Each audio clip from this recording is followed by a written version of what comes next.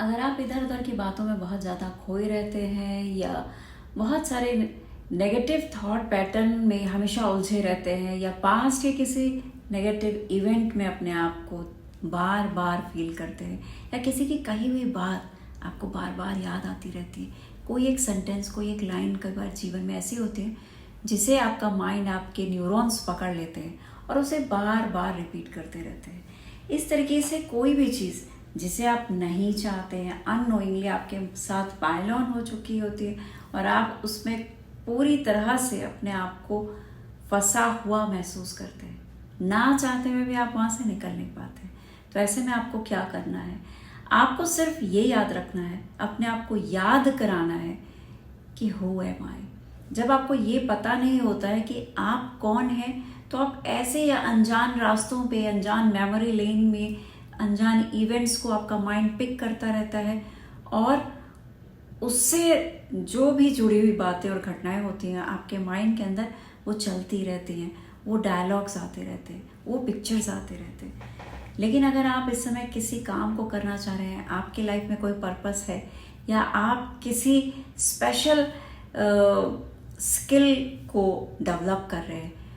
तो आपको बस अपने आप को याद दिलाना है हु यू आर,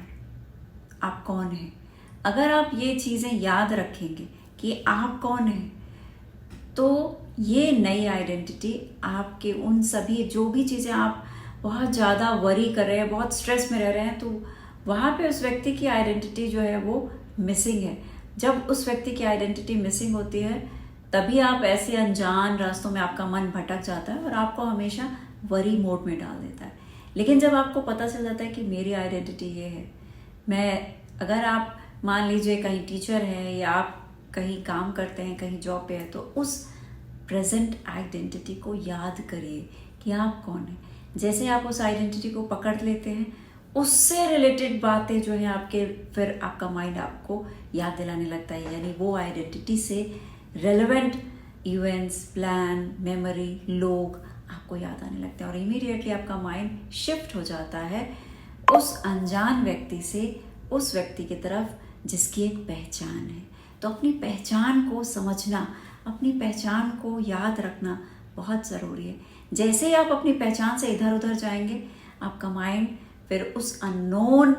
ऐसी जगह पे ले जाएगा जहाँ बहुत सारी नॉनसेंस गार्बेज होते हैं। तो इसलिए